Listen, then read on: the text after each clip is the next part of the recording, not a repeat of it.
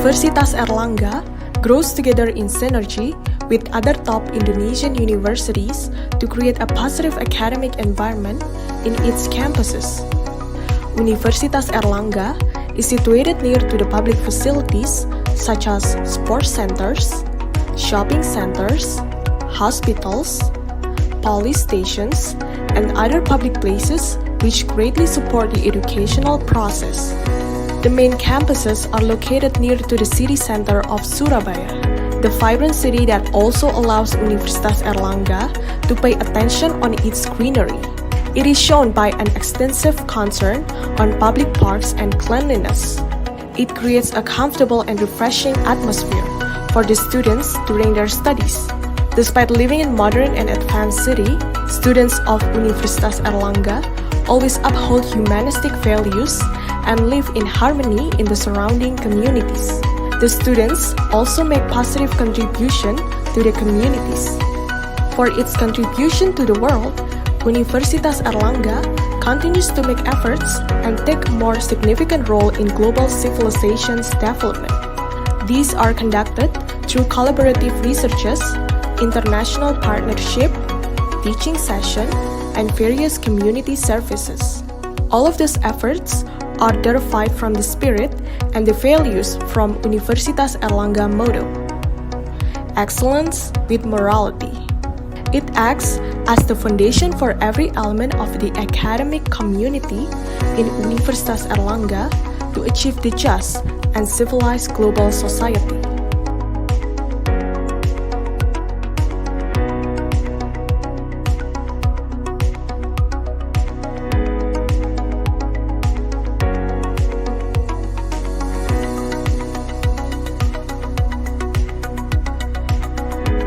Universitas Airlangga in numbers: 6 campuses, 15 faculties, 1 postgraduate school, 174 programs, 44 bachelor degree programs, 46 master degree programs, 15 doctoral programs, 7 professional programs, 33 medical specialist programs, 8 medical subspecialist programs, 18 3-year vocational programs, 3 4-year vocational programs,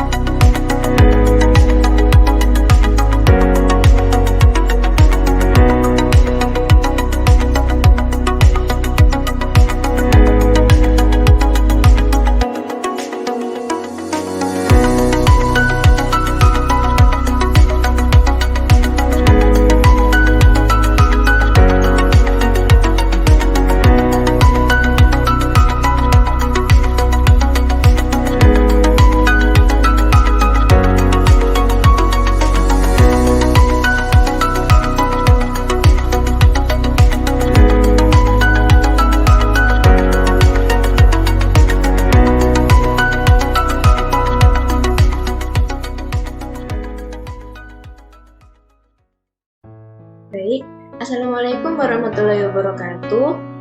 Perkenalkan, saya Nur Sama Sulistiawati dengan NIM 082011733008. Saya mahasiswi dari Program Studi Teknik Biomedis, Fakultas Sains dan Teknologi Universitas Airlangga.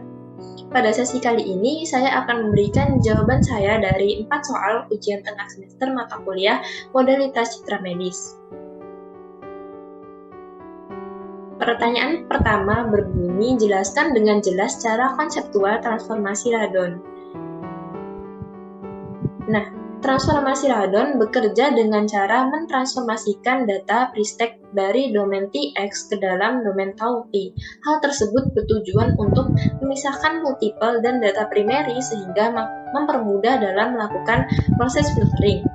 Nah, dengan menggunakan transformasi radon, data dua dimensi dari rekaman seismik pantul dalam kawasan XT atau offset dan two-way time akan dirubah menjadi kawasan PT atau time perimeter dan intercept time.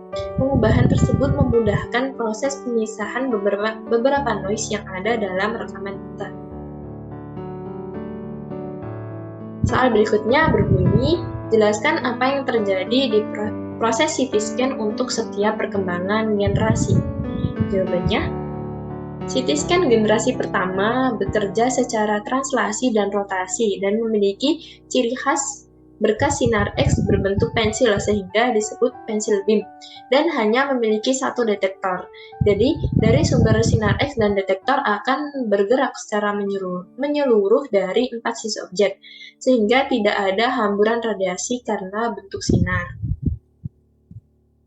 Generasi kedua, sinar X pada CT scan tetap bekerja secara translasi dan rotasi, hanya saja sinarnya berbentuk kipasan sempit sehingga disebut narrow beam, serta menggunakan multi-detektor berjenis series. Kemudian sumber sinar dan detektor bekerja di dua sisi objek. Keunggulan bentuk kipas membuat scanning lebih cepat dibanding generasi pertama, namun karena berkas sinar tidak sepenuhnya lurus menyebabkan adanya hamburan radiasi. Generasi ketiga bekerja dengan cara rotasi dan memiliki berkas sinar berbentuk kipasan luas sehingga disebut wide beam. Sumber sinar dan detektor bekerja melingkar atau berotasi terhadap objek dari dua sisi. Generasi keempat CT scan memiliki sinar X yang bekerja secara rotasi, kemudian detektornya berbentuk seperti cincin dan demak anting, serta tabungnya berputar 360 derajat dan detektor bekerja secara statis. Kemudian generasi kelima memiliki prinsip yang sama dengan generasi keempat, hanya saja digunakan sinar elektron berkekuatan 130 kV untuk menghasilkan sinar X dengan bentuk kipasan luas. Kemudian generasi keenam bekerja seperti generasi kelima, namun kali ini digunakan metode peririsan gambar dengan satu irisan memiliki satu detektor panjang untuk mendeteksi. Terakhir, generasi ke-7 dan ke-8 di mana digunakan multi-array detektor. Apabila kolimator dibuka lebih lebar, maka akan diperoleh data proyeksi lebih banyak dan diperoleh irisan yang lebih tebal sehingga penggunaan energi sinar X menjadi lebih efisien. Pada generasi ke-8, digunakan dua buah tabung sinar X dan terhubung pada dua buah detektor. Masing-masing tabung sinar X menggunakan tegangan yang berbeda sehingga dapat dengan mudah menentukan jenis bahan atau zat. Nah, pertanyaan selanjutnya, jelaskan bagaimana radiasi menembus bahan dan bisa mendeteksi objek di dalamnya, sampai penjelasan bagaimana proyeksi slice bisa dilakukan. Nah, X-ray medis ini merupakan salah satu radiasi berbentuk gelombang elektromagnetik, di mana radiasi itu dapat diserap oleh bahan-bahan sesuai densitas. Nah, di dalam tubuh sendiri terdapat berbagai jaringan dan bahan sesuai densitas yang berbeda-beda, di mana tulang dan logam itu akan menyerap lebih banyak radiasi dibandingkan dengan bahan berdensitas lebih kecil, sehingga dalam gambar X-ray akan terlihat paling cerah, sementara udara dengan densitas paling kecil akan memunculkan warna hitam pada gambar. Kemudian sel dan jaringan akan menunjukkan warna yang samar-samar. Nah, proyeksi slice itu merupakan salah satu metode akuisisi data CT scan. Memiliki prinsip ketika tabung sinar X detektor bergerak mengelilingi pasien dan mengumpulkan data proyeksi pasien. Nah, saat pengambilan data proyeksi, posisi meja berhenti, kemudian meja pasien bergerak untuk menuju posisi kedua dan dilakukan proses scanning berikutnya, dan seterusnya. Nah, berikutnya adalah perumusan yang digunakan pada proses sinar X, di mana digunakan rumus difraksi sinar X yang menggunakan persamaan Bragg, di mana berbunyi N dikali lambda sama dengan 2D dikali sin theta, di mana N merupakan bilangan bulat order pembiasan, lambda merupakan panjang gelombang sinar X, D merupakan jarak antara dua bidang kisi, dan theta merupakan sudut antara sinar datang dengan bidang normal. Nah, soal terakhir, berdasarkan NIM terakhir saya bunyi 8 berbunyi jelaskan secara detail modalitas digital radiografi. Nah, radiografi digital sendiri itu merupakan suatu sistem radiografi yang dapat mengubah sinyal analog menjadi sinyal digital sehingga mudah diproses dengan pengolahan citra untuk menangani ketidaktepatan kualitas citra dari kekeliruan dalam pencahayaan.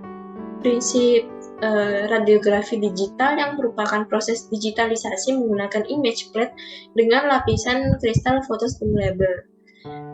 Image plate atau plat foto biasa digunakan pada penyinaran menggunakan sinar X, di mana bagian suatu bahan yang memiliki densitas tinggi akan lebih banyak menyerap sinar X yang keluar dari tabung sinar X, kemudian diteruskan dan ditangkap oleh image plate. Siklus pencitraan radiografi terdiri dari 3 langkah, yakni pemaparan, readout, dan penghapusan.